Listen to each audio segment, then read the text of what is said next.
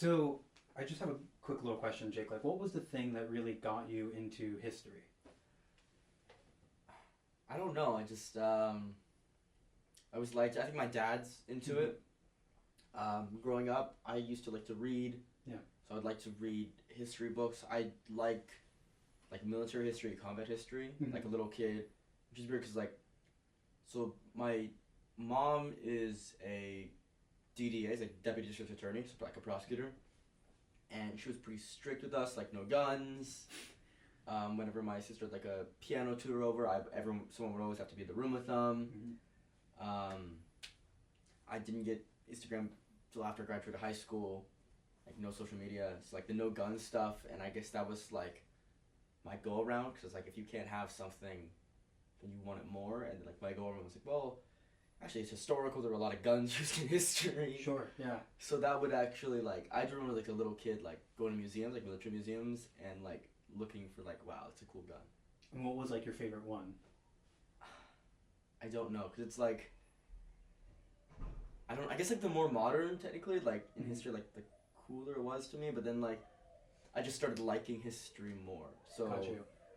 I don't know, like World War I, World War II, Vietnam War. I don't know. A lot of it too is like from my dad. Like my Mhm. dad likes military history, so I think I just got it from him, or it's like I look up to him, and I got it from him in that aspect.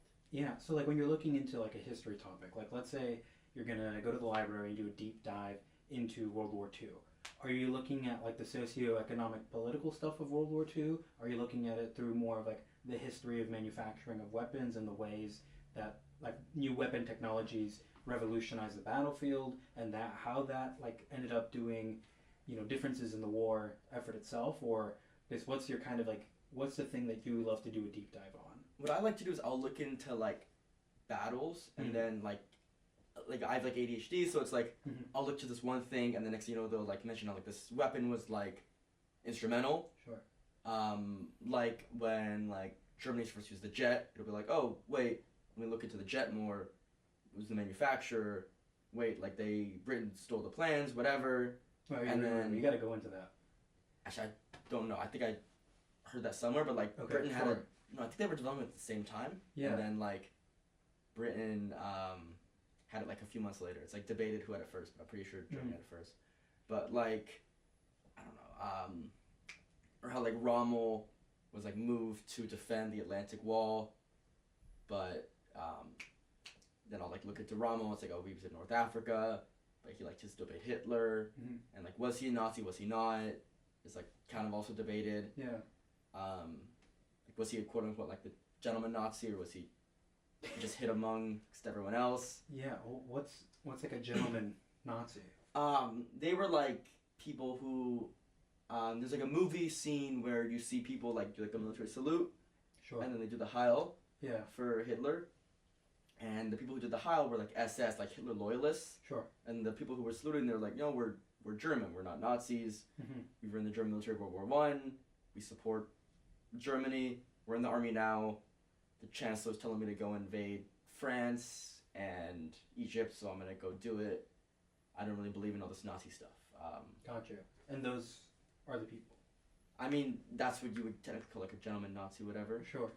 Rommel was sort of in and out of that. Which one do you think is like more like morally reprehensible? Like being kind of okay with the Nazi stuff happening. Like let's say you're a German citizen. Like do you think it's kind of more morally reprehensible to see that happening in your country and just kind of tag along for it? No, I think Or being the Nazi is so much worse because yeah. if World War II were to happen today, you would still get a lot of people who are just like, I don't know, it's not me, I'm okay with it, Right. whatever. Like, let that happen. Yeah. Like, I feel like, I don't know, if it were to happen, with I don't know, in America, would say, like, Vietnamese people, Sure. and they were going after Vietnamese people, I feel like a lot of people would be, like, okay with it. I feel like most people are complicit in a lot of stuff. So do you believe that most people wouldn't like really stand up to kind of a power like that? And Yeah. I just think, I kind of agree because I feel like it's kind of hard to. Like where to even begin? It's almost this like entity. I think people Right. want to be safe. Yeah. And when you don't stand up, you just go along with the status quo, it's pretty safe. Right. And it allows you to keep like your family intact. Yeah. Like one of the like most defining parts of like a country's stability is like having a large middle class. Sure. Because the middle class, they're not rich. Yeah. But they're not poor, and they like what they have, so they'll fight off the poor for the rich, and they'll fight off the rich from the poor. They'll take what they can get. Mm-hmm. And that's, yeah. Let me just double check everything's functioning. Cool. Yeah, I think one thing that's kind of happening right now too is this conversation about like the middle class in America, and it's like kind of disappearing right now. With like the whole wealth transfer that's been happening, and I don't know. I guess Speaking on like that though, like my family's relatively okay. Like it's two government jobs, and they have their pension. They're okay. Yeah. They bought their house during the recession. They refinanced during COVID. Mm-hmm. They're in a very safe financial position, but it's like the private sector, I think it's shrinking rapidly because it's like less, I don't know. Being a part of a union, in my opinion, is like helps. Like both my parents are in unions. They had good contracts that are grandfathered in for like their pensions. Yeah. But now like all these new contracts that are coming out for retirement and like pay, it's like so much worse. So I mean, like my mom is able to retire now at like 55. Now the retirement age for her job is like 65, 66. Got you. And they get like less of a percentage on their pension at that age than she gets at 65 or 55. Yeah. So is it shrinking? Probably. But if it is shrinking, something will happen. Something will wake people up, and I don't know. I do feel like most things in the country are like a pendulum. Like it'll swing left, swing right. Yeah. Like look at California. Like we voted for a law that said if you shoplift under $950, just a misdemeanor, no worries, children are starving, yada yada. Yeah. Now you have people running to a Louis Vuitton taking $904, their sunglasses are running out. Yeah. And you have that in mobs, and it's like, oh, I got caught, write me a ticket, oh no. Yeah. But now it's like, people realize, okay, it went too far left, we gotta bring it back to the right, so they just voted for a new proposition. Same as like George Gascon, like, they're like, oh yeah, we do need a liberal prosecutor, Mm-hmm. Not all crime is bad. And then it's like, oh, you're not prosecuting certain crimes? Voted him out, so. Yeah. Swings left to swings right. Even in, California. Yeah, no, that's very true. Yeah, I guess where does Jake think, like, the world kind of, like, where's the pendulum swinging for these next, maybe call it 10 years? Not even just politically left, right, but like economically, do you think we kind of are entering better times, worse times, global politics? Honestly, I don't. You don't like making this. No, it's like I don't know. Yeah. Because it's like there's so much. Well, what's that hunch telling you? Like, what do you think is the biggest kind of pendulum shift you think we're gonna see in the next 10 years that you kind of feel that could happen? Honestly, I see a wider war with Iran or Iran. In the Middle East. In the Middle East. Yeah. I think that could happen. I don't even know if China would go for Taiwan. It'd be so stupid for them to do that. I think Russia is going to get some parts of Ukraine that it wants, especially under Trump.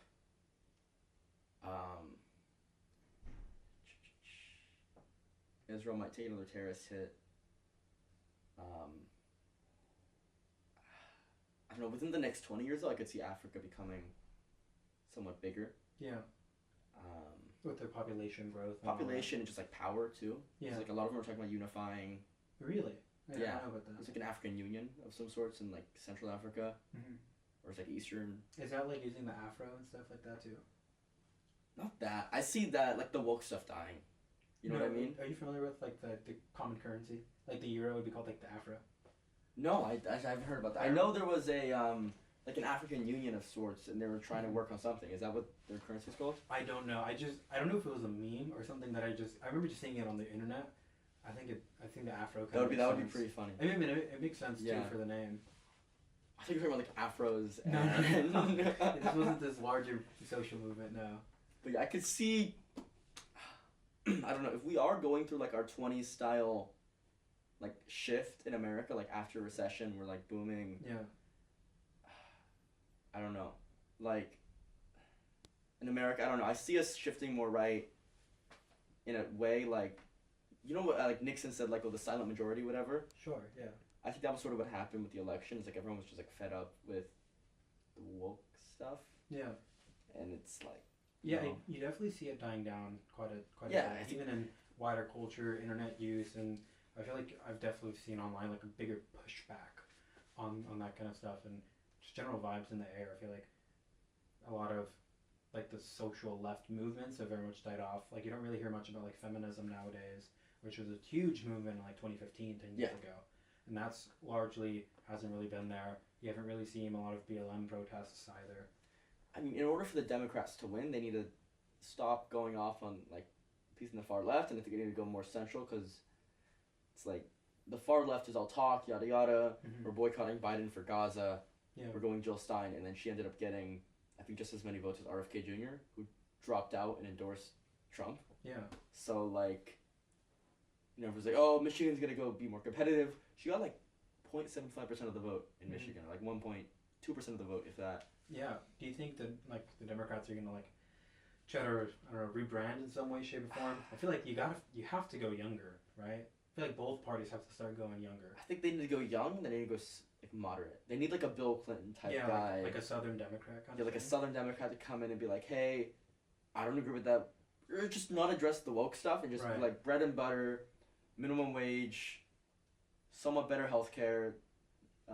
Just attack the system, because every candidate who attacks the system, recently, like does really, because it's like, I don't know, with the inventation of like social media and the internet, people are realizing that like the system is corrupt and it's awful and it's terrible, and the people who are anti-establishment, because it's like people hate the establishment, typically do very well. Mm-hmm. So like look at Bernie, Trump. AOC, Biden to a degree too, because he came in as a challenger to the incumbent. Oh sure, yeah. Harris even tried to play that, even when Trump wasn't the president. Yeah. So that was a weird strategy. Now, do you think they could go for like a Gavin Newsom though? I mean, he's very establishment. You know, you have California, which is kind of like a powerhouse in and of itself. I don't know. He's a little to the left. Yeah. I think he's too left. Like, he was against the proposition that passed in California with like 80% of the vote to like criminalize shoplifting with drug offenses and whatnot. He had that incident during COVID where he was like very rough during COVID. He's like, everyone stay home. Yeah. And then he went out with like 20 minutes for like, hey, one night, let's go to a winery. Yeah. Yeah, I think Newsom's problem is the California, brand on him. Just, I think in California people really like kind of having the California brand, but then you try to export that to the rest of the country. Well, it's like you hear everyone say like, I don't want to be like those LA liberals, the Hollywood elite. Yeah. And I think he's from like the Bay or something, but it's the same. San Francisco. Yeah, it's the same. Yeah. It's the same deal. Sorry. Yeah. No worries. Now, do you think like the Republican Party also pushes to go younger? Do you think it pushes more Trump, less Trump? Because there can't be another Trump term, right? I really think they need to shift away from Trump after this. Because if not, we're looking at Don Jr. and Eric Trump and Ivanka and Barron to be like running that party. I guess, what do you think would happen? Like, do you think it's going to be his kids running the party afterwards, especially like Don Jr.? Do you think he's going to push they would for try JD? And go for it. I'm really hoping JD gets the nomination. Yeah. Like, in my perfect world... I do think he should prove himself a little bit more, though. I mean, he's only been in politics, really, since, 2022? Yeah. Because he spent 2 years in the Senate, ran for this. I feel like I don't really know anything about him. Read his story, and I think he's a great story. Yeah, but we need our politicians to have better than just good stories, I mean... Especially, I think, in a time like this, where we really need some change, and someone to be proactive and listening to people. Like I said, let's see how he does here. But like in my perfect world, JD takes over, gets the nomination for Republican nominee. There's a central Democrat that comes in. He kind of takes the party away from Trump. I could see him going more right. Sure. Yeah. The center Democrat wins, and then with that, maybe like a Republican House or Senate, is that there's some bipartisanship. Yeah. And like in my perfect world, that's the reality. Yeah. Are you like super against this kind of like two-party system, or like how do you feel about Like it? I was an RFK guy, Sure. Okay. mainly because it's like I didn't think Biden was competent. Okay. Yeah. And I didn't like Harris, for multitude of reasons. Yeah. And I couldn't see myself voting for Trump. January 6th is a very divisive guy. I mean, a few of his policies, I would agree with. Some of them I wouldn't agree with. Mm-hmm. Like the 20% tariff, I don't think that's smart. Okay. Yeah. But he's the president, he can do what he wants. Sure. But so I still voted for RFK Jr. even though he dropped out. My friend told me I took the pussy route and I just couldn't make a choice. Sure. And is there some truth to that? Yeah. Yeah, I'm sure there is, but I don't know. My vote, my voice. I supported him before he dropped out. Sure. I What's the big thing that kind of draws you to that? Is that like a lot of the health stuff with particularly like food? Yeah, or... I think that makes a lot of sense. Yeah, dude, it's kind of crazy, isn't it? Like looking into like just how just bad our food is for us. And yeah. I think the thing that shocks me the most is like I was watching was it Ferris Bueller's Day Off, and there's like a scene of them. I think it's in Chicago, like on the streets, and everyone just looks different, Or when you go to Europe or you go to Southeast Asia, and just seeing like the weight difference You between. pointed at me. Yeah. Well, for Southeast Asia. yeah. Well, you just went there, didn't you? 2 years ago. Yeah. 2 years ago. But 2 3 you've years ago. been. Yeah. Don't make me look No. like a villain, okay? Like I know you've been, right? As have you. Yeah, I have. Yeah. And I've seen the difference, right? Yeah. There's just for me. I just feel like there's got to be a bigger reason. I don't think it's people. I think it's something systemic going on that is happening that is making us gain weight.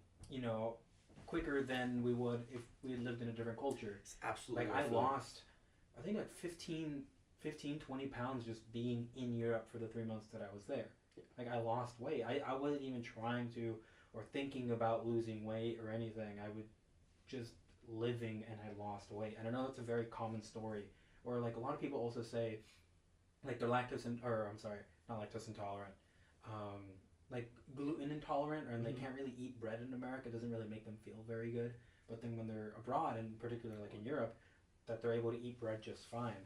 I just think there's got to be something wrong with what we're being fed, that's really creating that massive difference in outcomes in like people's weight and general health, and it just doesn't really make sense to me. So you look at like kids now. Like I teach Sunday school. Mm-hmm. A lot of my students are a little, overweight, or they don't look as healthy as like little kids should be. Like some do, 100%, but like there's a few that are like, not looking like a healthy kid. Yeah, I feel like we shouldn't need to try to like be healthy, Yeah. Like I need to be extra conscious of everything that I eat. I need to completely quit dessert in order for me to maintain a healthy like body weight, or like right now would like to lose a bit of fat, and I basically need to cut out anything that I deem as not, necessary, or just any extra calories in any way, making sure I don't get white chocolate mochas when I order a coffee because they have more calories than a regular mocha, or like an espresso. Like I've never tracked my calories, anything like that. I just try and eat. No, I mean I feel like I've had to a lot to like really, to lose weight. I mean I used to like weigh all my food and make sure I had to like make sure I had my right portions of chicken, and like I would eat 6 eggs and like really try to protein max so I wouldn't be as hungry. I think the thing that really helped out a lot is I started eating some more like vegetables, and like I started eating bags of spinach. I think in particular I was drawn to that because they were high in potassium. And I have a theory that part of the reason why our food's so bad for us is that we have enough calories, that's why we're gaining weight. I just don't think we have enough nutrients. And I think what that leads is like, every cell in our body requires a certain amount of potassium and sodium to function, right? Every cell has that, sodium potassium pump. And I think our body's going to continue to consume until it's gotten its necessary nutrients in order for it to function. Because if it doesn't have its nutrients, then the cells in your body just die. So I think what's happening is our food has become, it's lost all of its nutrients and its nutrient density. So our body continues to consume until we have the amount of nutrients we need, um, just to function, and it doesn't care about calories because it would. I think our bodies would rather gain weight than have cells die, and I think that's what's happening. And you see that in America with how much like food manufacturers have like pushed to like have things grow bigger and bigger and bigger, which I think is like lower the nutrient density in the foods. I think that's why people like, especially in America, are having so much brain fog. Because like for me, what would have happened is, as I would start to consume more potassium, a lot of the brain fog just started to disappear. I like have like this electrolyte powder that's just brain like as potassium is like 1,000 milligrams of potassium in it. Yeah. And that was helping with the brain fog, and just a scoop of that every day, plus eating spinach a lot in salads, like that was really helping a lot. And I think this food stuff was like very important for me, at least, as to something to push towards, because I feel like we haven't really had a mass political movement or somebody in power and in leadership that is wanting to, I guess Push for health. yeah, push for health. And some of the vaccine stuff with RFK is a little iffy. No, absolutely. Like I was. Yeah. But at the same time, it is also interesting just how much these pharmaceutical companies get to push for these vaccines and how much money they made off of COVID. I was curious, Ark. We're all vaccinated, right? Yes, I was vaccinated. How many? My mom had me get 2 boosters. I've gone just the 2 shots. Okay. So I got vaccinated because I had to for going to Yeah. And like the vaccines themselves, like you had to have taken them, especially if you wanted to travel, right? Mm-hmm. So that was a way for money to be like, that was just free money in that sense. Yeah. So absolutely. I one thing is like I understand like a lot of that stuff is weird, and then now people have become a much more like disliking of vaccines, which I don't think is probably right, and I think it's. I mean, I understand it under like COVID. I understand being like a little more cautious about it and not blindly accepting everything like we should, but I do think that they're generally a good technology. Yeah, absolutely. Yeah. I'm like hesitant on the COVID ones. Like, my family now, they get like yearly booster COVID ones, and I'm like. But that's kind of like how the flu shots were, and that just makes sense with like how fast. I just don't know COVID how mutates. I don't know. I don't know if I would need a COVID booster right now. Yeah. Like, I got my flu shot. I chose not to take the COVID booster. Yeah. Yeah, because the choice. I took that choice. My family got it. It's their choice. Yeah, I think for me the thing that bothered me more was the lockdowns versus like the boosters and stuff. Yeah, that's especially in California with how long we were shut down for what, 2 years before everything had even like kind of. My school was actually my high school. It was actually the first or one of the first high schools back in person. Really? Like, it's in a pretty red area. Yeah. It's like near Long Beach, but it's in Orange County. Mm-hmm. And the people there were like, you'll drive down the street and there's like normally guys holding Trump flags and people with Trump flags out beside their house and whatever, and it's it's whatever. And they were like, they would always go to the school board every meeting. And ethnic studies put our kids back in school. That was what every week they would go and they would do that. And they did. They was like, okay, fine, we have a plan. And my mom put me in, it was like hybrid. So I would go for half a day, 5 days a week in the morning. And then I would leave and I would come back to school in the afternoon. I would do track practice. Sure. And I did this all while everyone else was online and like whatever, yeah. They would just do whatever online. So, when exactly did you go back to school then? So you had these people roll up, and then like what was like your first day back to school? August sophomore year. So 21, 22? If it happened in 2020. Yeah, that would have been 21 for me. August of 21? Yeah. Because COVID happened but didn't COVID happen your freshman year? It did. March my freshman year. So then, but that's 2020 then, if you went back August sophomore So year. August 2020 then. Really? Yeah. Oh wow, no, you guys went back really soon. 6 feet away, masks on. And then you guys were hybrid until when, the next April? And then that's when you were like having the full days? We were hybrid for the full year. There was a few weeks left where we could have gone back full person, 5 days a week, regular classes. But I had gotten used to like, That's really nice though that you were able to go back so soon. Yeah. Yeah, so the way my school worked is we didn't end up going back until April. So we actually, No way. so after spring break. So, COVID happened, what, March 13th, 2020? Yes. And then that's when our spring break began. And then we didn't go back in person until the subsequent year. Wow. So we went back the next spring break. It's actually kind of funny. Remember, I was like, I'll see you guys after spring break. And we did, but just a year later. And so that's when we went back first time in person. And that was optional. So about half the kids still ours was optional too. Yeah. We had an online program. That was optional. I went back in person because I really wanted to, especially being so extroverted. But I remember in my English class, there were only 3 or 4 students that were in person. And then that was, and then we had masks for an additional year, right? So it was like... Yeah, I had masks most of my junior year. Yeah, we had masks most of my senior year until the next spring break. And then after that spring break, for the remaining quarter of school, we were allowed to not have masks. But there were always like people, it's like if you were show up without a mask, you'd like only get like a dirty look.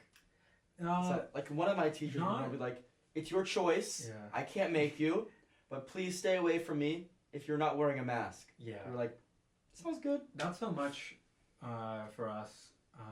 There were a couple people who like preferred kind of keep their distance. Yeah. But, like, especially by then, it had already been like 2 years because that was what 2022 school, right? That was April 2022. So, like, yes, there was still a good amount of people that did it, but especially where we live, it's quite hot. So. Yeah. And so COVID had already kind of been dying down a bit. So. My sophomore year, I ran track and field. Yeah. Wearing a mask. Dude, I sang choir wearing a mask. Good for you. Yeah, but running track and outside, huh? I developed a mask tan. Like my skin tans pretty easily. Yeah. So I would like this part was white, top was tan. I would take off my mask and my mom would be like, "Oh my gosh, Jake, the bottom half of your face is you have a mask tan." That's funny. So yeah, I think the thing that really bothers me with it all is just how much power was concentrated so quickly with that, Like the fact that they were able to shut everything down so much and really like take control of like the way that people live lives, Yeah. For what, 2 years, and it's just I just think, and there hasn't been a push to decentralize that power since then. The power stayed central, right? There hasn't really been any legislative changes or executive changes to decentralize that power. And I just feel like as a country, we've always kind of prided ourselves on being decentral for freedom and liberty. And, you could say one thing about like, okay, was this a necessary thing? But we're out of that now, but yet the power is still concentrated. What do you mean? Like most of it's in like the executive? Yeah, a lot of things are just is executive or just move towards government oversight. It's been shifting that way though over the past few years. Like the modern day presidents have been doing more executive orders than before. Yeah. Like it's partly because like the legislative is just incompetent and can't get stuff done. Yeah, but do you think that's a bug or a feature of the American system? Because I think in some ways it's I think it's kind of nice that, like, for example, amendments, right? In other countries it's a lot easier to amend their constitution, but in our country it's particularly difficult. And I think there's something good about not being able to just make decisions on whims and not make such drastic changes so easily. I think that's something nice that there is gridlock planned into the system. I don't think I don't think the founders envisioned this much gridlock though, because I think a lot of it is like the main stuff that we mainly agree on is just like corporate issues. Like it's like what, like 80% of Americans want like a better healthcare system, and it's like yeah, especially today, huh? yeah. That's crazy. The leadership thing. Yeah. You think he did it? Absolutely. You think it was him? But you don't see the video with like the eyebrows being different and all that, like other than like, or the jacket being different. The fact that he hasn't said anything, I think it's, I don't know. I'll see in court. Yeah. I'll see the evidence in court. There's a video of him shooting it. There's a video of him shooting the guy. Sure. It looks like him. It's a weird thing. It's like, I think what did it is like the manifesto in the backpack. Like that's. Yeah, that's also. And it sort of like matches, like he left like writing on the bullet casings. Yeah. And like he had a gun that looked like the gun used to shoot the guy. Yeah. I don't get why people like, I don't know. You can't, in my opinion, you can't kill a guy and be a hero. Like you can't vigilante kill a guy and be a hero. Yeah, I think it's just, to me, I kind of took it as like a shock in the sense of like, people in this country are very unhappy with the healthcare system. And I don't think what he did was right, but I do think it's interesting to think about like the public reaction and the public discourse towards it. And I think it's important to look at that and ask yourself, why is this happening? Why are people cheering him on? You know, not just for being attractive, but what, like there's something deeper and bigger happening here, and I think it's really important to look at. Regardless, if he wasn't as attractive, you think he would still be getting the same? No, he would not be getting. Yeah, I think that too. But I do think he would be considered popular just in a smaller circle. Yeah, I think the fact that he's like a good-looking guy, I think it helps.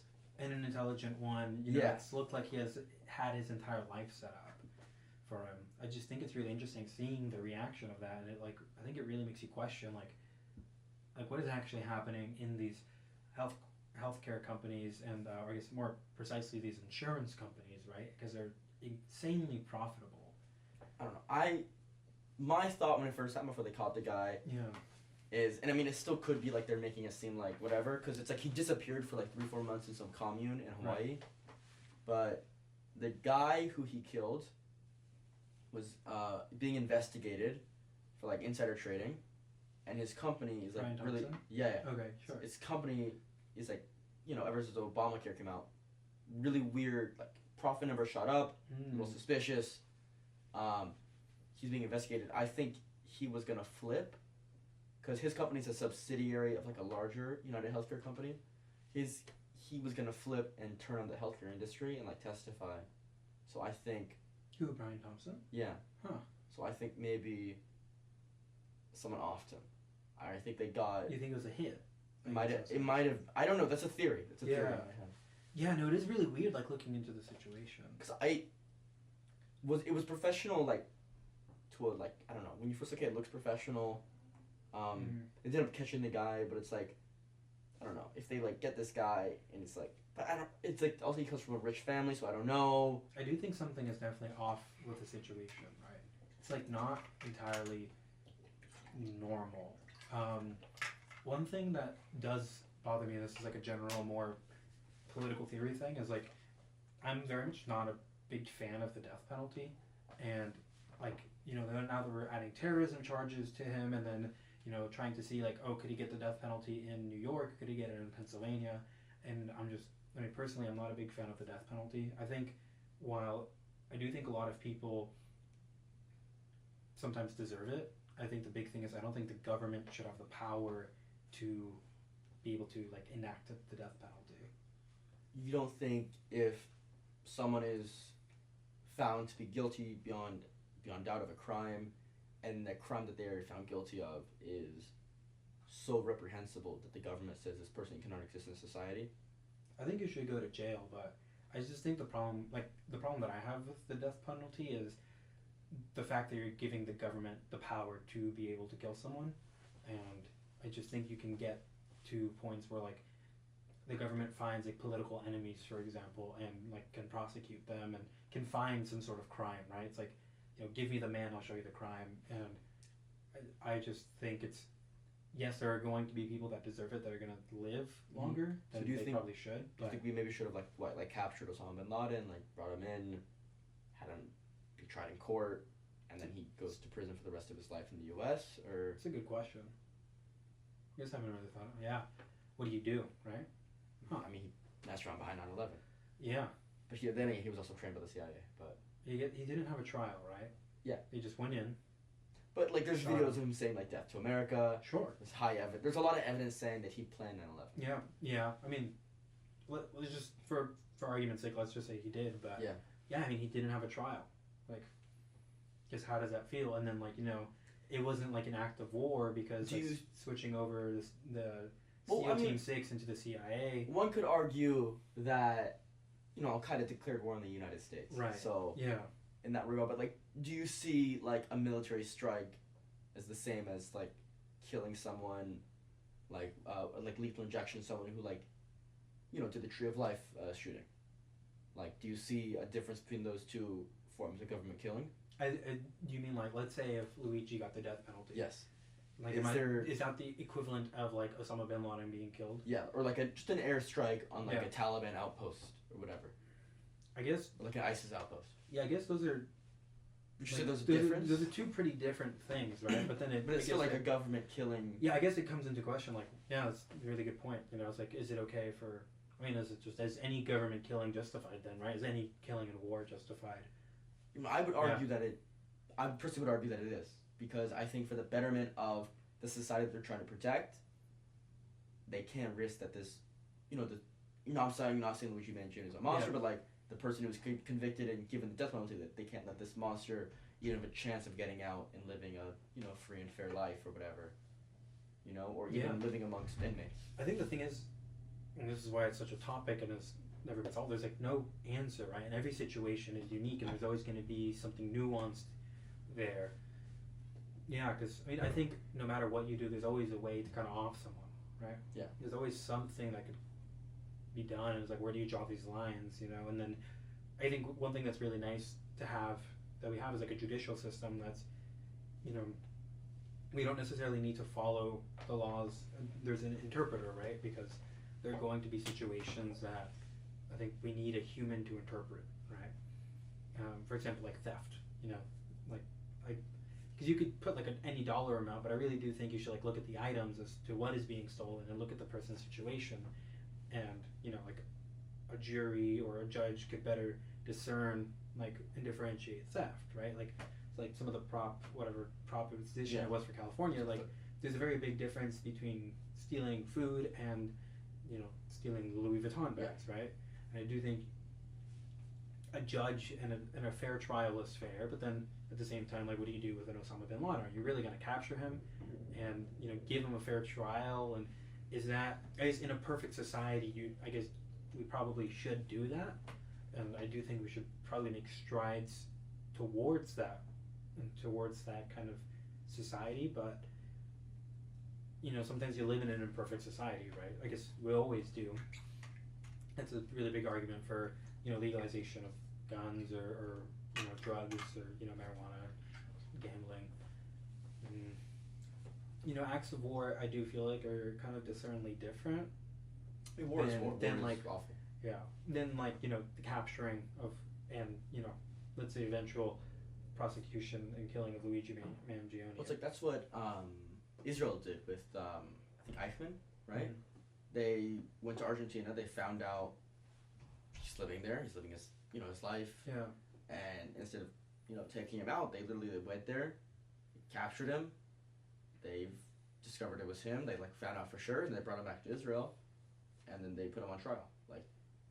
Yeah. Or I guess how would you feel, for example, if the United States worked with Russia to capture Edward Snowden, bring him to the U.S. and prosecute him, and charge him with treason, for example, or Julian Assange and all that. Yeah. I don't think Snowden deserves to have the death penalty. No, absolutely not. Right, and I think he deserves to be pardoned. Right now, he's just stuck in Russia. Yeah. And I think for however many Luigi Mangionis are killed, I don't want a Snowden to be killed, right? Because it's an enemy of the government, and the government has power to enact things. I mean, regardless, I think a lot of powerful people benefit if he's put to death, Luigi Mangione. Yeah. Because it's he, killed a very powerful guy. That's scary. Manifesto, I think he killed the guy to start a movement or something. Definitely. Yeah. It's as a message or a sign or whatever. Unrelated note, but I saw a video online, and there's this CEO. She's a woman. She's giving a talk, and the audience stands up and yells. It was let's just say her name is Elizabeth James. Elizabeth James, how dare you? That you Oh yeah. She's she thought she was gonna get Luigi Mangione. Yeah. And it was and then she just started talking, and then she calmed down. I was oh wait, it's just another Gaza person yelling at me. They're not gonna try and kill me. Yeah. But it is it's nervous.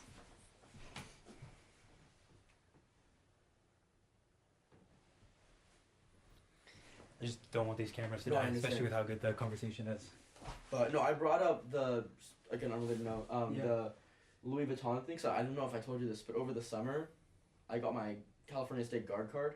No, what is? I don't even know what that is. What is it's that? A license to be a security guard. Okay. And I worked as a security officer. Do you know what South Coast Plaza is? No, but let's just. It's a very luxurious mall or whatever. Oh, is it in? It's in Costa Mesa. I think I know about it. Yes, it's. It's not really tall, but isn't there like a really tall building kind of near it? There is, yeah. There's like two stories, I think. Yeah, yeah, and it's like kind of flat, 2-story, like Yeah. yeah, yeah. And it's like really expensive stores, Sure. whatever. Yes. So I got a job there working security, Yeah. not for the mall, but I worked for a company, Allied Universal, Mm-hmm. and they put you in these like luxury stores. Mm-hmm. So I would like wear a suit, and I was at Coco Chanel, I was at Gucci, I Yeah. was at Hermes, I was at a store called the Webster, and I was at Louis Vuitton. Sure. And I'm only saying that because like what would you think if you're a security guard and you see someone stealing? What are you supposed to do?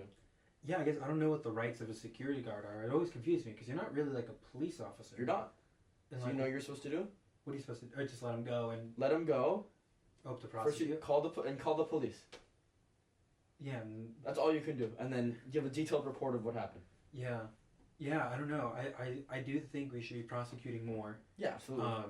Especially because I feel like if you don't really prosecute, what it does is like kind of tells people that you can do it, you can get away with it, and it turns like it just kind of becomes more enticing to shoplift and to steal because, you know. I actually I didn't get in trouble, but I was working Gucci that day, Yeah. and the store manager was like, "Hey, these two women, they have a bunch of empty bags, and it's from stores that are not in the mall. Can you keep an eye on them?" Sure. And it happens to be two women who are, black, of African American descent. Yeah. And I was like, oh, crap, I'm gonna look racist, but whatever, it's my job. So I was like, I'm like, washing them, checking the store. I like radioed into my supervisor, like, hey, check the cameras. Yeah.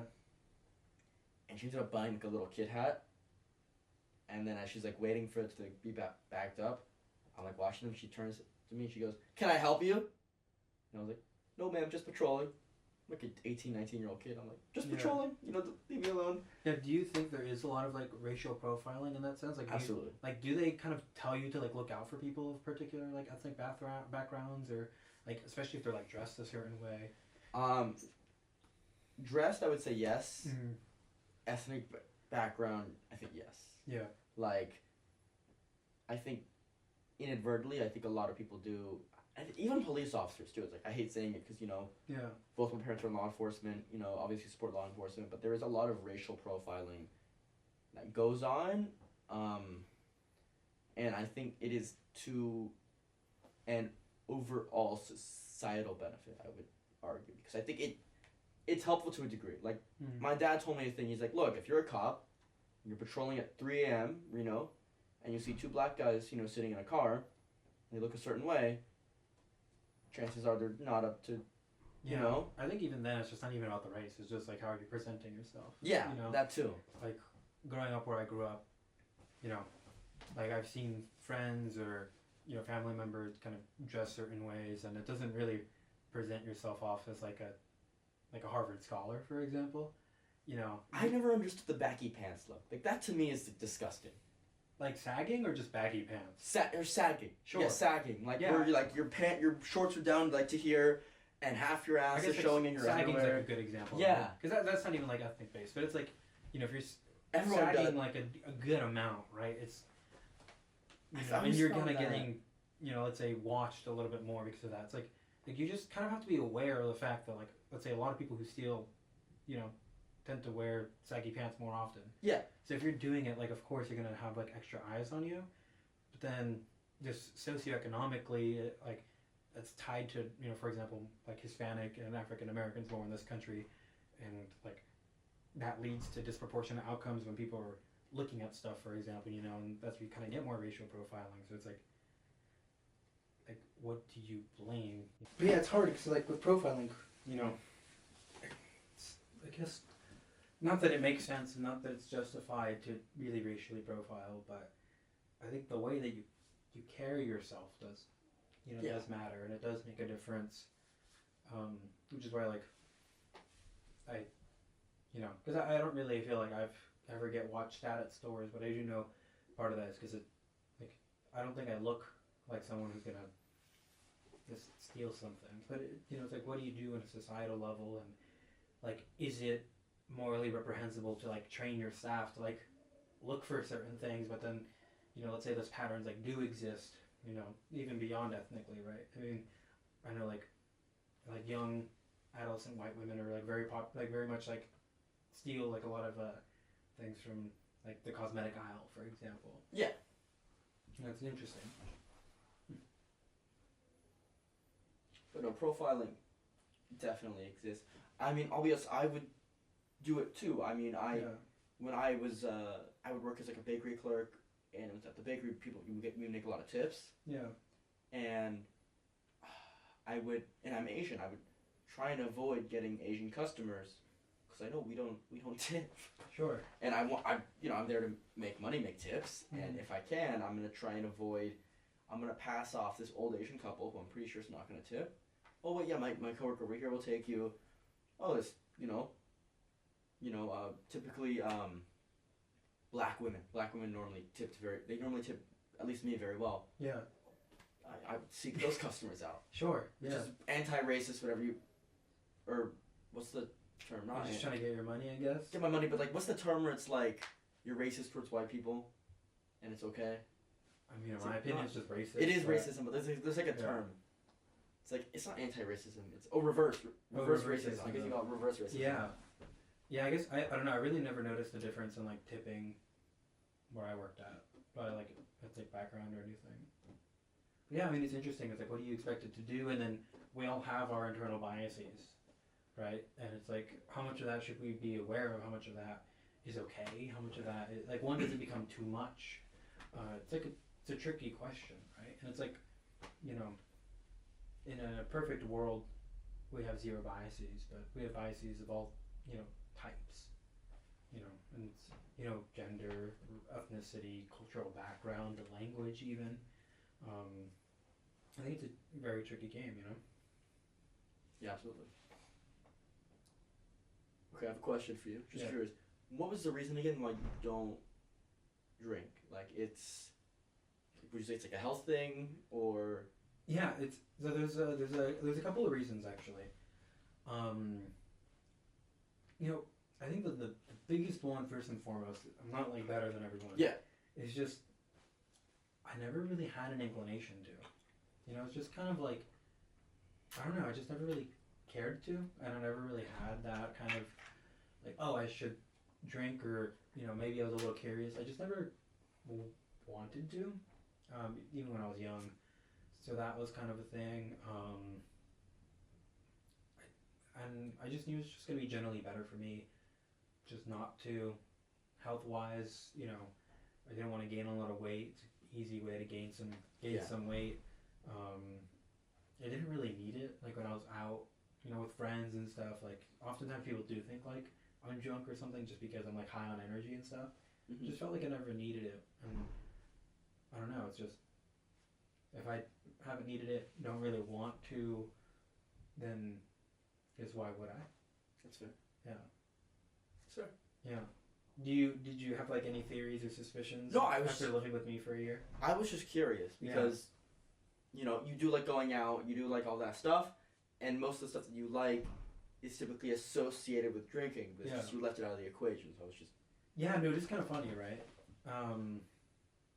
I guess last year too, right? I mean, I was just busy a lot, like doing work. Yeah. Like, I mean, oftentimes like you'd go out to your frat party, and I was like in the room or in the largely the library. Yeah, doing yeah. work. Like I think I missed all my Friday nights like last winter quarter, like last year.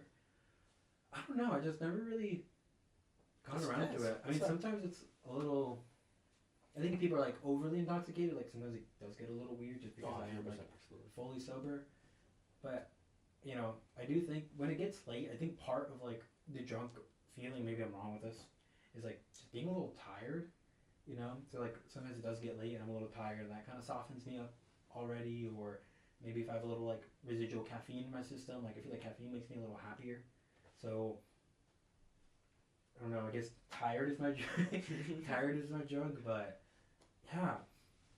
And I guess like somewhat philosophically as well, like something about me feels a little weird, and like caffeine's kind of been making me question this a bit. But it's like something about it just feels a little weird to like ingest something and then to change my like the way that my mind processes information. I feel like I'm very much like always trying to take control over like my thought processes and how exactly I am interpreting things and what I'm thinking and how I'm thinking, and like something about it just feels a little weird philosophically, that it's like, okay, I can ingest something and now my mind processes differently. I think that's been another reason why I don't drink, is I like the way that my mind processes things, and I don't really want to interfere with that. So I imagine that it's probably like a lot more like. Are you open? It's not that deep. You like with alcohol Yeah, and yeah. stuff. Are you open to other, like personally, I haven't smoked, I haven't done like Yeah. nicotine or weed. Are you open to that, or you also don't want to? Not particularly. No. I think the only thing that I'm like somewhat okay with is caffeine, and even that I like want not like quit caffeine, but I definitely want to make sure that I don't drink it every day and become dependent on it. I'm like that. I have caffeine like maybe once a month, like rarely. I'm probably more like 2-3 times a week. Yeah. But I don't drink energy drinks. It's purely coffee based caffeine, and I like that because it does come from, like, for me, I just feel like there's something wrong with the chemicals of like an energy drink. I think I've never had one, but something about it, like my gut kind of tells me that caffeine's different than like a freshly ground up espresso shot, with the beans. And then with other stuff, yeah, it's just I'm just not particularly open to trying like weed or anything like that, even in edible form or smoking. I definitely consider weed personally. I don't know. It's like I don't know. You hear the whole thing. My mom too. It is weird because my dad has arrested people for being under the influence of marijuana, alcohol, drugs, having weed. My neighbor growing up, who we didn't know he lived there like officially, and then he changed his address after we moved in. Lucky us. Was a convicted sex offender. Grew marijuana in his backyard before it was legal. Would, get high sometimes. Run out into the cul-de-sac, just start yelling. There's one time where like he was having one of his rants, an ice cream truck came down. He started yelling, "Get out of here! We don't want no ice cream. We don't want no ice cream." He started chasing the ice cream truck. Okay. That was pretty funny. Yeah, I do think that's like a marijuana thing. Like the legalization of weed, I feel like it's been kind of weird in this country, because I do think it was like, okay, we're gonna legalize it and then no restrictions, just like go for it all force. And I'm not the biggest fan of that. I was watching a video earlier about like, I think it was Hank Green. I always forget which one's Hank, which one's John. Hank Green. Yeah, one of the Crash Course guys. Yeah. Yeah, John is the Crash Course guy, right? And Hank is the one that did a lot of the YouTube stuff. But I think it was Hank Green talking about like, why does gambling feel worse to me than marijuana, right? Because they were both legalized around the same time and they've been pushed a lot. Like for me, and he does mention this in the video, like with marijuana, like I do think it should be legal. Like I don't think people should be getting locked up for that. But I do think it was a little weird how, for example, like cookies is a thing. It's this bright blue store, and I feel like a lot of, especially with like vape pens and all this stuff has been definitely marketed towards kids. And I do think that there should be more restrictions on marketing and how these companies can sell to us. What is weird when you have like vape pens and it's like, come try the new flavor, Yeah. Which I think they banned flavored vapes, right? Yeah, but like, I still think you can. They're still around. Yeah. I just do think that we didn't really restrict the way that they could market, and I think you actually see that more with the sports gambling stuff and sports betting, and I think it's kind of weird how DraftKings has like partnered with the MLB, for example, and you see a lot of like push to like move teams to Vegas. You had the Raiders move to Vegas, and now the Oakland Athletics are looking to move to Vegas, and I think moving these teams to Vegas, for example, is going to give Vegas and DraftKings and MGM bets more power, because now not only are they sponsoring the leagues, right? For example, I'm a big baseball guy, so they're sponsoring the leagues and partnering with the leagues, which ties money.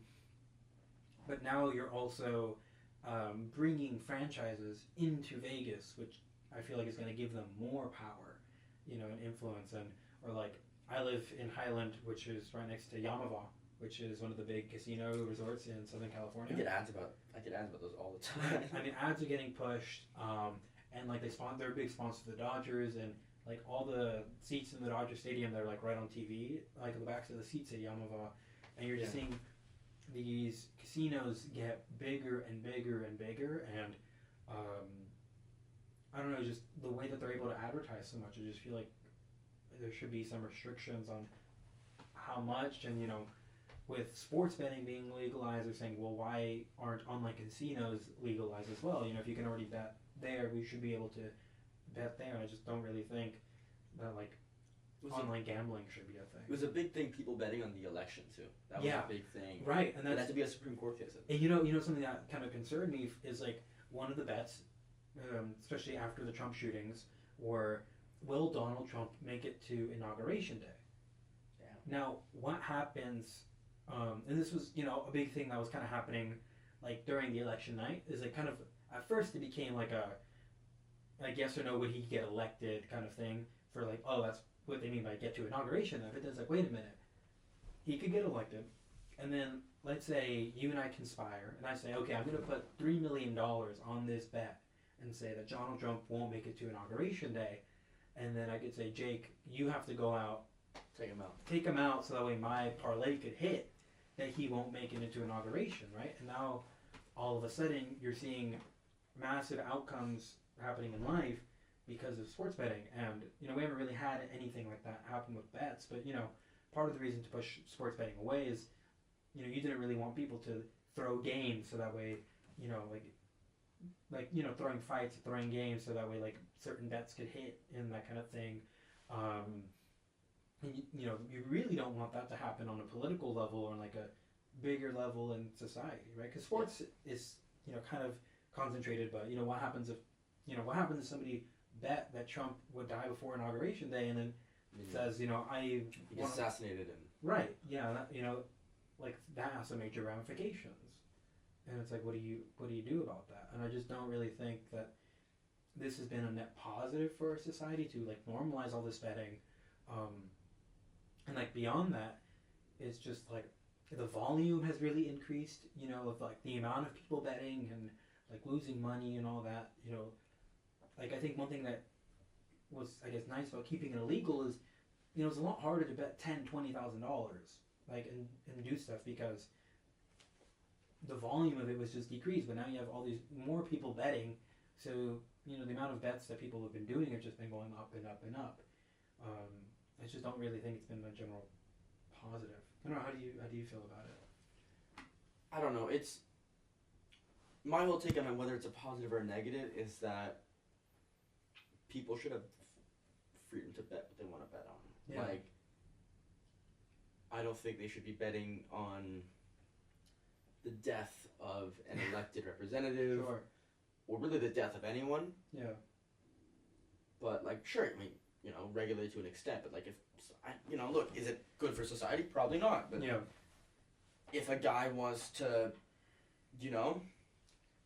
bet on, the Lakers winning, I should have the freedom to do so. Yeah. And I do think, we have those gamblers warnings, and ads and everything that call this number for gambling addiction. Is that helping? Probably not. But, it's a choice, in my opinion. Yeah, I guess one way to look at it, right, is because it's okay, let's say you're trying to gamble with your friends about the Lakers game. I feel like that's one thing, but then these massive casinos running these operations, I feel like it's a completely different thing, right? And I think, for example, decriminalizing it, making it illegal so that way these casinos can't amass so much power and money, that's basically all profit, right? So any sports betting website, what all that money that they basically generate, all that revenues, other than paying people, there isn't really an upkeep cost for that. A lot of that's just profit. And I think that's really the key here, just how much wealth is being transferred over. And, I guess disproportionately affects people who don't have money, right? It's selling this false promise. And people shouldn't get arrested for wanting to bet on a game, but I also don't think that these massive corporations should be able to amass so much money, And working at Highland, I, would serve people, and, they were making so much money because they were affiliated with the casino. They would be getting monthly checks of $50,000 every single month from the time they turned 18. It's just and they're not even that big. They were growing at the time, and then I imagine that the checks have probably increased, but they weren't in Vegas just yet. Like, what does it look like to be in one of these massive families in Vegas? Have you seen the movie Casino? No, I've not. So Martin Scorsese is probably my favorite movie ever, and it's about like the mob, like coming into Vegas, ruling Vegas, and then their downfall out of it. Mm-hmm.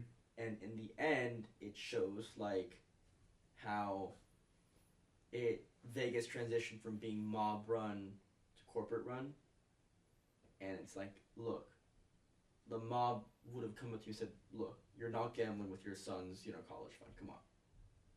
But a corporation is not gonna care. It's like one of the points that the movie tries to make is that corporate America is almost worse than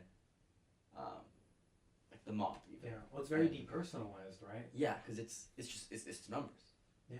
Like you're a number to them, you're a profit stream. Yeah, and I do think that's like a big thing that we're running into is this like massive corporatization of the United States.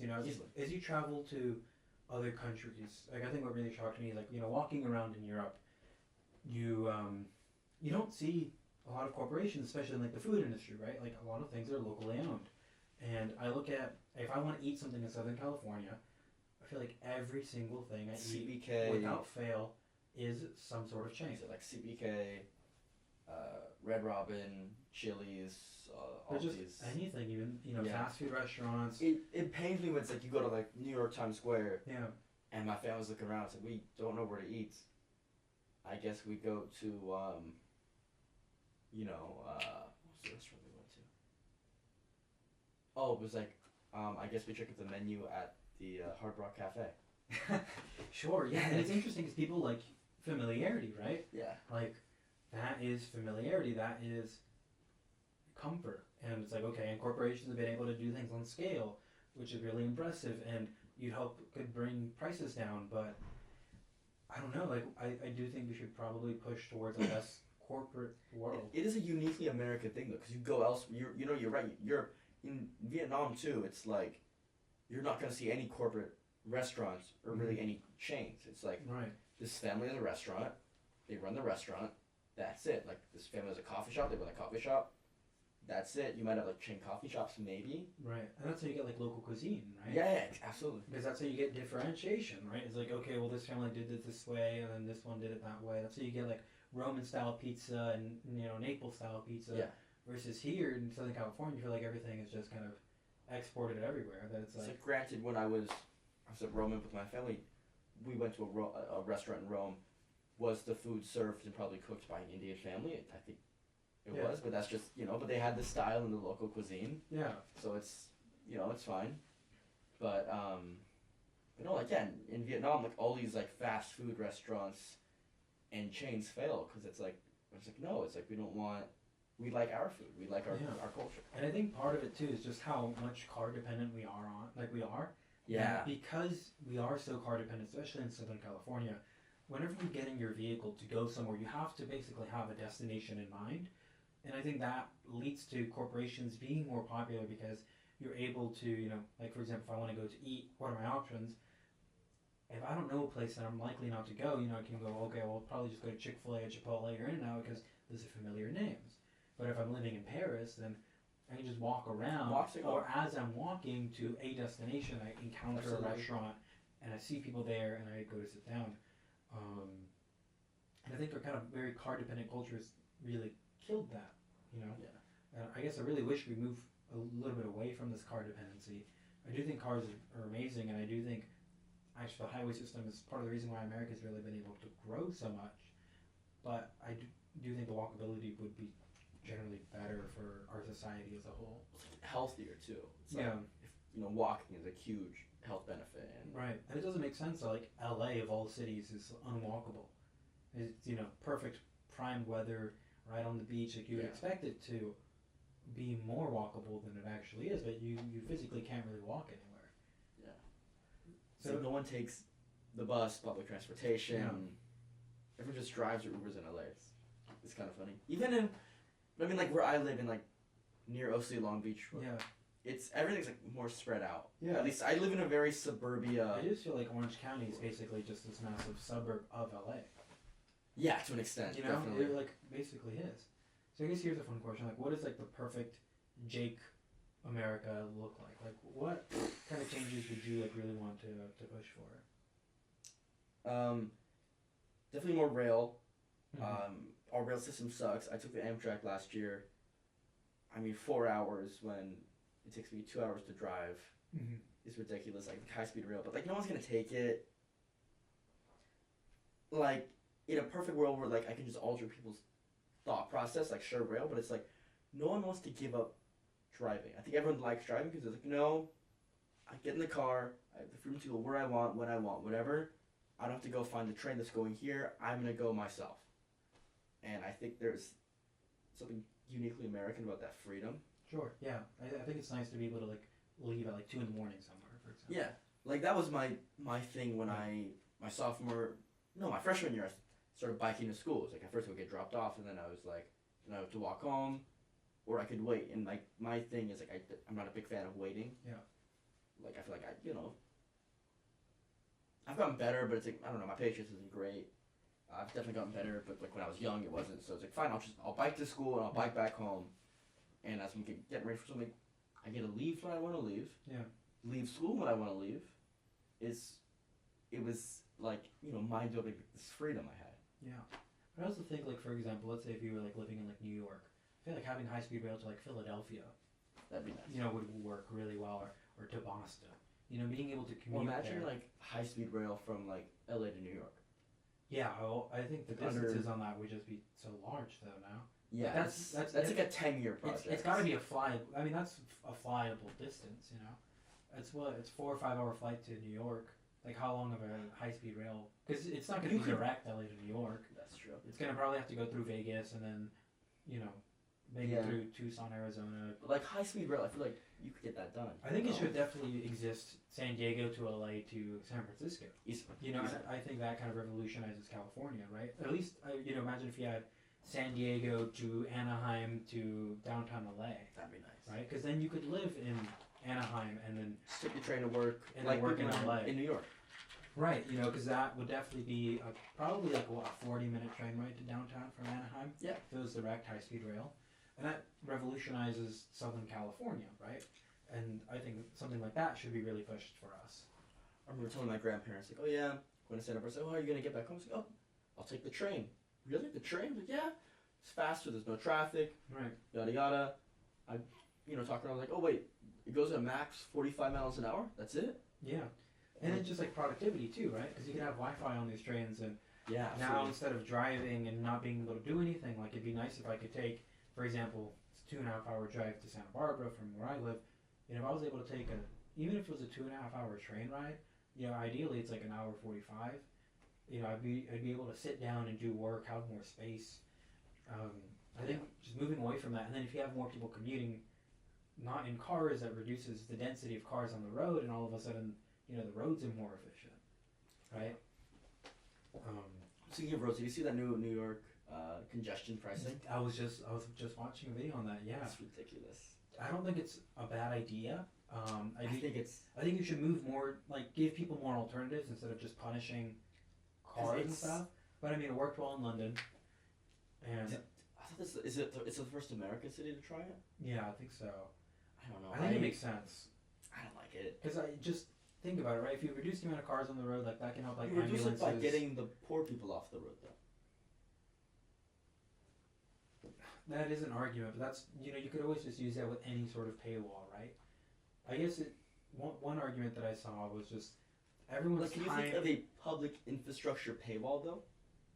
I mean, how about just even like you have to pay to use the bus, so you have to pay to use like a train to get into the city anyway.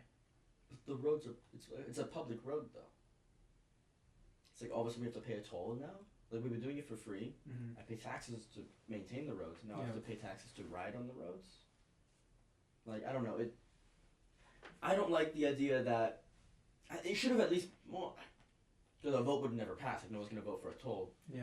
But like a bunch of people got together and said, you know what, the roads are too congested. We are going to get poor people off the roads.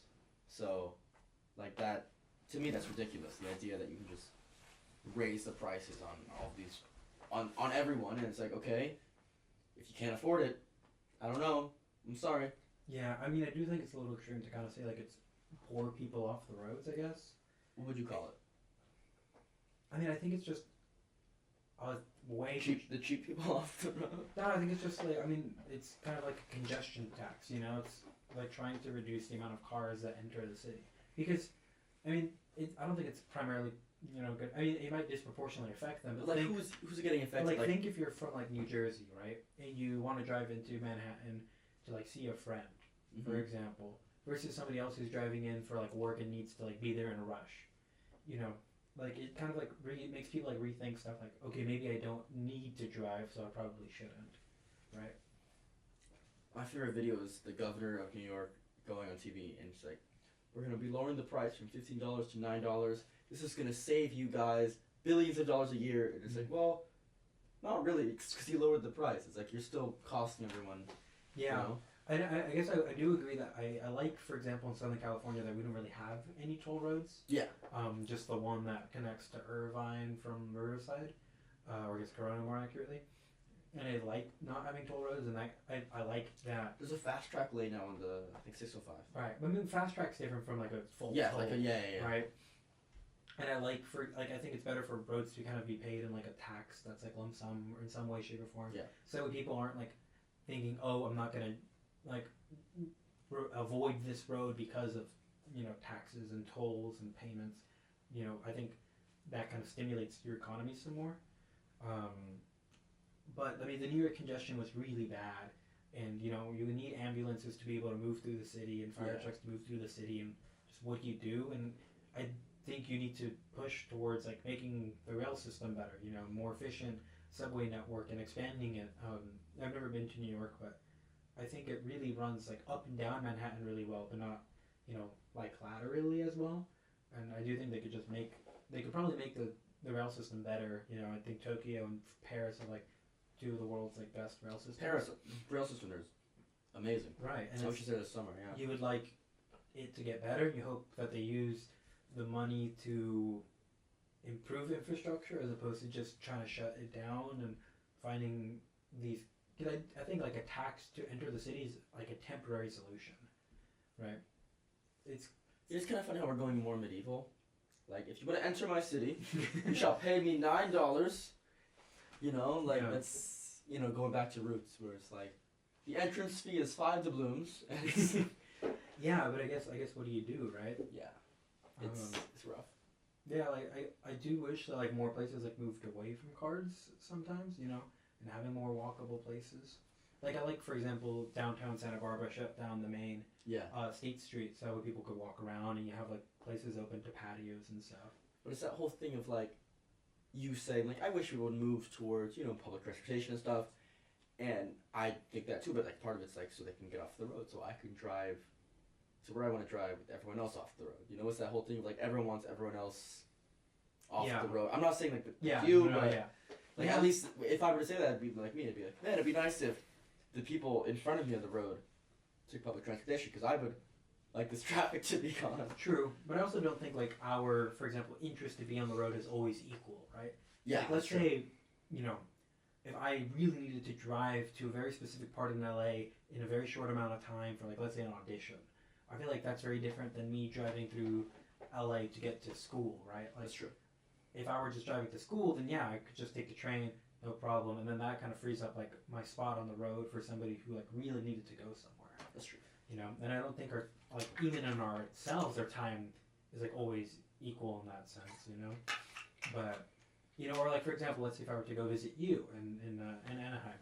Yeah. I was gonna say Anaheim. Like I'd probably just take a train there, and then once we get to your place, we can use that car, and that like lowers the total amount of kind of cars on the road. And like for example, like I hope robo-taxis kind of become a bigger thing because that like allows like parking lots to get smaller and smaller because you don't necessarily need to house so many cars, and that allows it to be more dense, and you can kind of hopefully move towards more walkable spaces. My thing of that is it's always funny because every time I would take the train to from like Santa Barbara during like a busy time, from home to back to Santa Barbara, I would take the Amtrak and I would get off, and it's a crowded train, and you see 50 people calling Ubers. There's 50 people like 20 people who like have rides range from, and it's like one person, each in a car, and they pick up their one friend. Yeah. And it's, I always thought like, man, it's like we're all going to IV/campus. Yeah. No, I think there should be like common pickup locations. You know, especially like the train station to IV, or I think like for example, if students want to go downtown.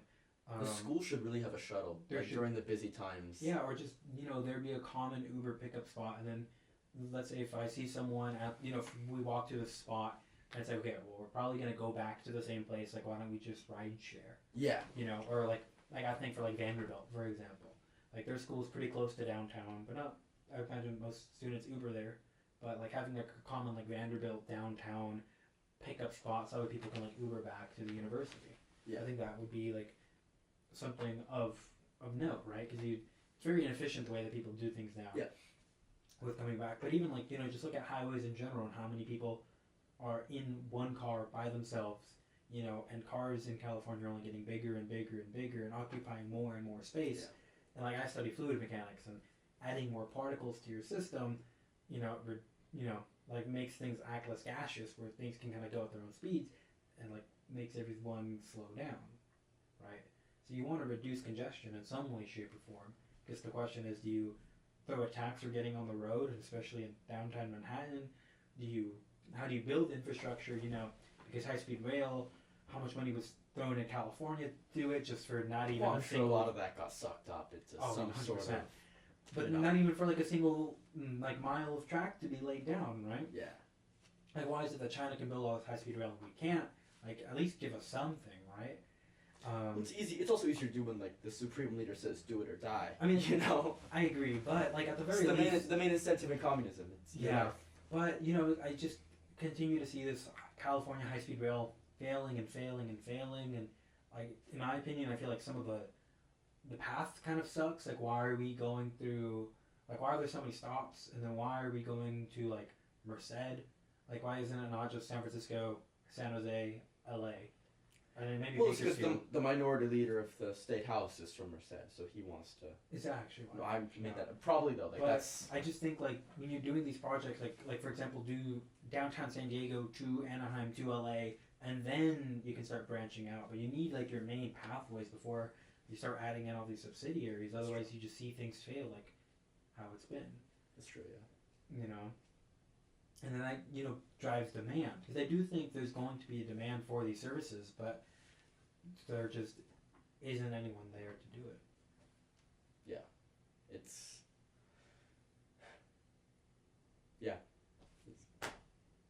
I don't know. Our system is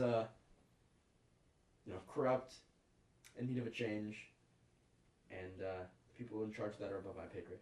As of now.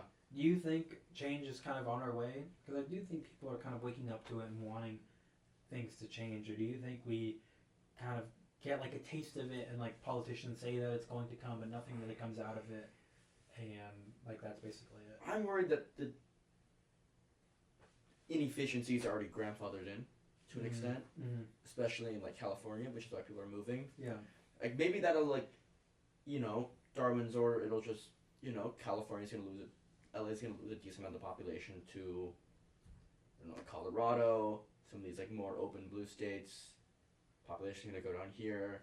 There's gonna be a boom because it's like there's less people, less traffic maybe. Yeah.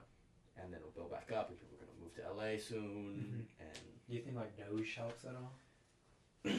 It's weird because most of like it's like what, like 50% of government spending is already on like the necessary programs like Social Security, healthcare, Medicare, Medicaid. So, and Trump doesn't want to cut that. Sure. No politician wants to cut that. Yeah. Like, I don't know. If they can cut some money. Do you think like that department of government efficiency? Well, it's not even a department. Like they're advisors to the president. Officially, they're advisors to the president. Like it's not a department. They're not secretaries of anything. Sure. So all they can do is like go to the public and Congress and be like, hey, we would like to eliminate the congressional like liquor store, which is like a real thing. Okay, sure. And basically, the Congress would have to like write that into the budget. Yeah. And then it'd have to be approved by both houses, and then Trump would have to sign it, And I think because of the filibuster, the Democrats would have to also get on board with it. So you don't really see it like changing much. I mean, it's a good idea. Yeah. But like, all they can really do is say, "Hey, we think this is a bad use of money," Yeah. and it probably is. You know? I guess to get like a little conspiratorial, like, why do you think it was founded then? Because I don't think the people who started it are unintelligent. Right? No, I think it's two very intelligent people. So, like, do you think they think it might not work, or do you think they are utterly convinced that this is the best thing to have ever happened? I do think that. Like, is there any? Do you think there's like a bigger reason? I think for the this? people behind it. I think something like this should exist, though. Like Sure. something to the extent of, you know, shrinking the government budget. It's smart, and being smart about our spending and making sure our debt doesn't balloon and all the taxes that we collect are just going towards interest payments on our, the money that we're borrowing constantly to Yeah. at least stay afloat. No, I think they have good intentions, but I just realistically I don't know. I don't think they're gonna affect much. Like if they do, I would love. It's the thing where I would love for them to prove me wrong. Mm-hmm. But yeah, I don't think.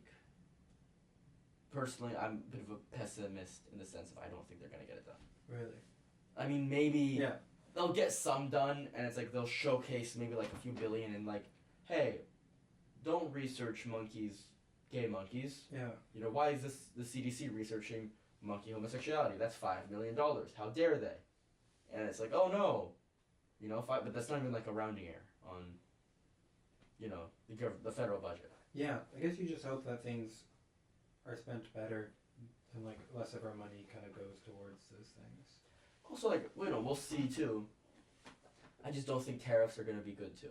Like, because sure, is it gonna help domestic goods, but like also like prices are gonna go up, and that's not gonna help the already, high inflation. And would you be like more towards tariffs if there was like no income tax, for example? Like just flat, no federal income tax. Honestly, I don't know. Like, historically, tariffs have never really helped us because it just gets us into tariff wars with other countries and it raises prices, and then we've had to like roll back our tariffs. Mm-hmm. So, honestly, I don't know. I mean, look, protecting American manufacturing is important. Bringing back jobs is important. But I don't know. I don't know if tariffs are the way to do it. Honestly, I mean, I don't know. We'll see. But it's like historically, tariffs they've never helped. In my opinion. Yeah, I guess I'm curious to see like what the effects of it would be. Especially, I think I would only like somewhat be okay with it if like income taxes had like kind of no federal income tax. Let's do this, and then maybe that's something that can help and try and help stimulate our economy. But I guess only time would be able to tell. Yeah, but like, think about it. How much of our stuff is made in China? Would you want to pay 20% more? Yeah, I guess I don't know. That's where things get tricky.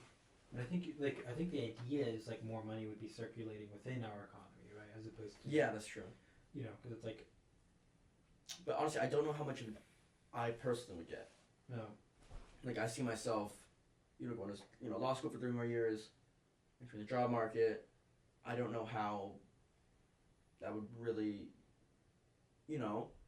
be to my personal benefit. Like maybe companies would have more money and liquidity and whatnot, but Yeah. I just don't know how much that would, be to my benefit. Yeah, I guess I don't know. I think it's one of those things that's like really hard.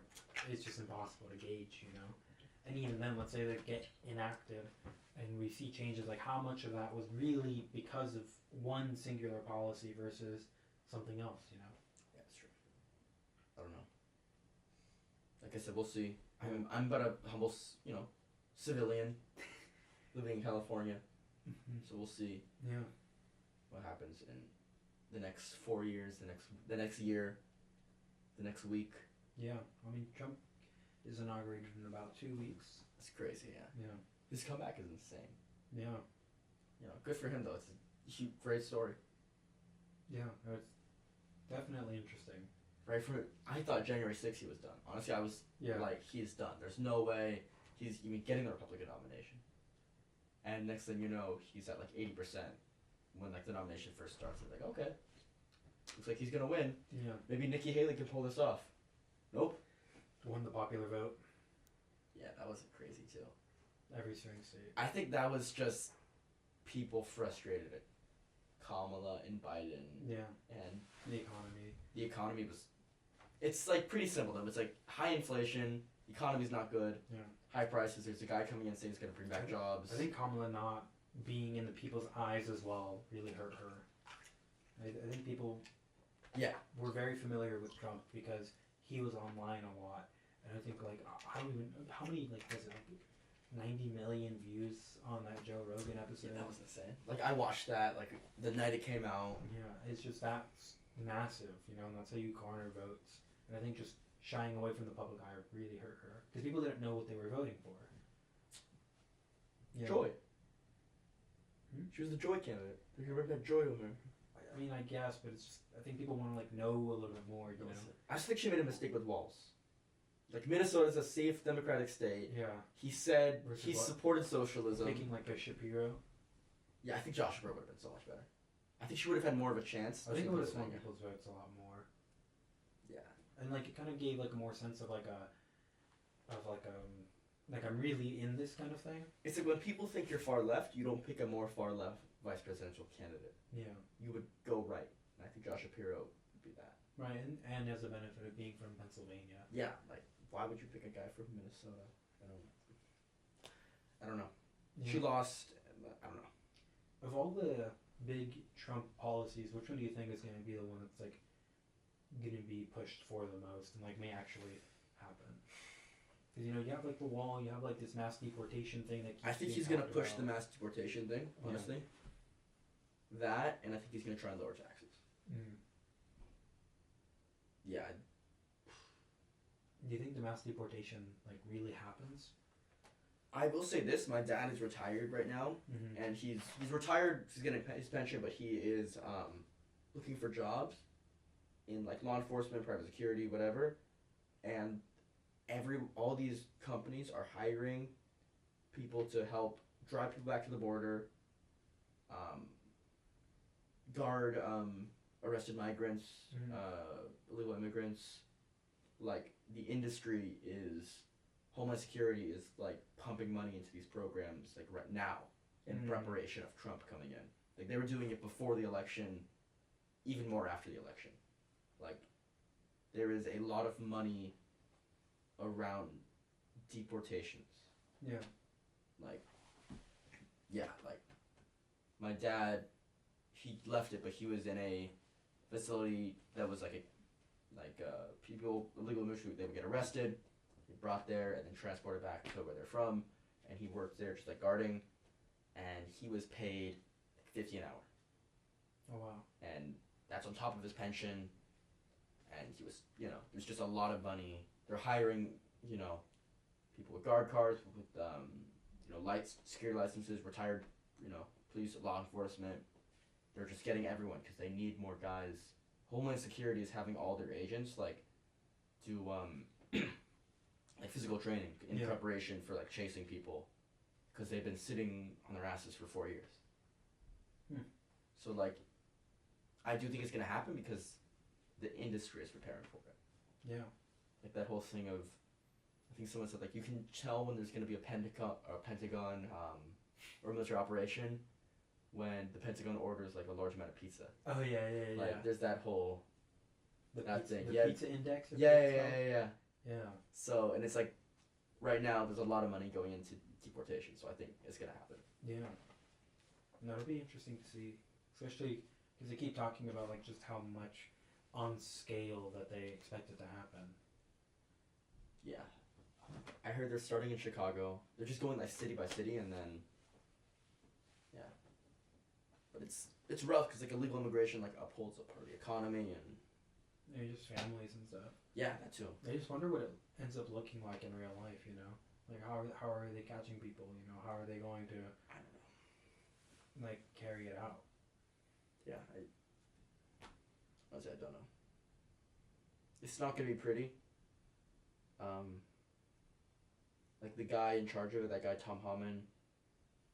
He seems like he's dead set. Yeah, I don't know. I think it's gonna be interesting seeing kind of what happens with, all these policies and this change and this new administration. But I guess only time will tell, and I hope we come out of it a little bit better. I think that's the only thing you can hope for. Whether you voted for one side or not, I guess you can just hope Or third party. things can get better. Yeah, I don't really think that third parties can really exist in this country. Am I?